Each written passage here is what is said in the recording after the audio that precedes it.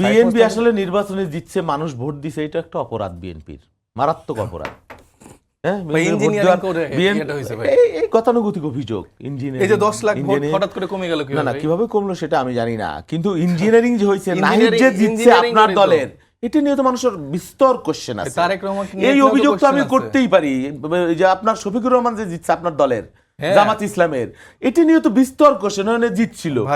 এইসব অভিযোগ আপনি করতে পারেন, আপনি বলেন সেই অভিযোগ, আমিও বলি এই অভিযোগ আর পাল্টা অভিযোগ, কিন্তু যখন নির্বাচনটা বাতিল করে দেয়, যখন এটাই আমার মনে হয় উচিত। বিএনপি যে জিতছে গণভোটের হ্যাঁ ভোট 10 লাখ, আমাদের জীবন চলে গেল নির্বাচন করতে, জিব্বা বের হয়ে গেল দিনের পর দিন।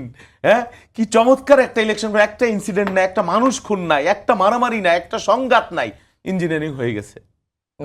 এইগুলো বললে হৃদয়ে রক্তক্ষরণ হয়। এই সমালোচনা, হ্যাঁ আপনি বদির কথা বলতেই পারেন, আপনি বদি কিভাবে জামিন পেল সেটা বলতেই পারেন, কিন্তু নির্বাচন নিয়ে যখন আপনি প্রশ্ন করেন যে ইঞ্জিনিয়ারিং হয়েছে, তখন আমাদের হৃদয়ে রক্তক্ষরণ হয়।